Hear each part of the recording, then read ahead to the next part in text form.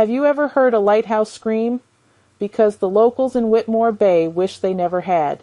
Every single night at exactly midnight, the abandoned Beacon Point Lighthouse releases sounds that would make your blood freeze.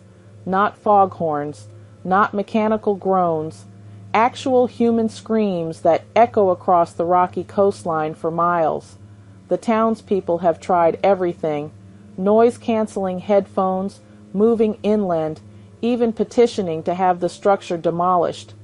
But nothing stops the nightly terror that's plagued their community for over 30 years. Here's where it gets disturbing.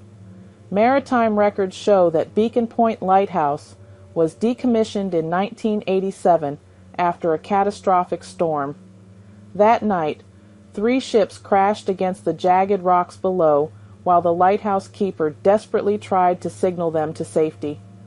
27 souls perished in those churning waters, including the keeper himself, who jumped in attempting a rescue.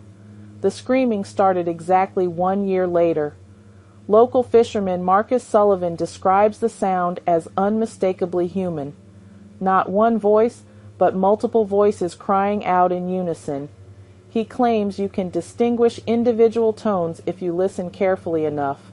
A woman calling for her children, a man shouting navigation commands, and underneath it all, a deeper voice that seems to be apologizing over and over.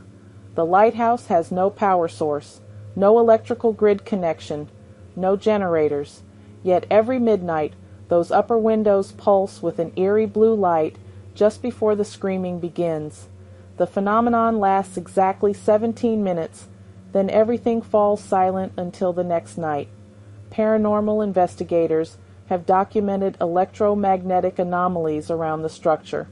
Temperature drops of 30 degrees occur without explanation. Recording equipment malfunctions consistently, though some have captured partial audio that defies rational explanation.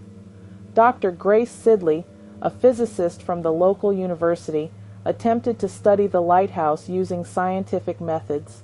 Her team installed motion sensors, thermal cameras, and acoustic equipment. On their 3rd night, all instruments registered impossible readings simultaneously before completely failing. Sidley herself reported hearing what sounded like Morse code buried within the screaming, spelling out the same message repeatedly.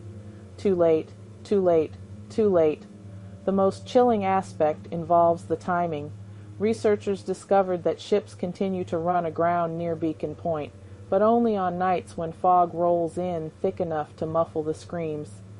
It's as if the lighthouse is still trying to fulfill its purpose, warning vessels through the only voice it has left. Town council meetings have become battlegrounds between those demanding action and others who believe the lighthouse should remain untouched. Some residents claim the screaming has actually prevented accidents, serving as an audible warning system that keeps boats away from the dangerous rocks below. But here's the question that haunts everyone in Whitmore Bay. Are those screams coming from the souls who died that terrible night, or from the lighthouse keeper who's still desperately trying to save them?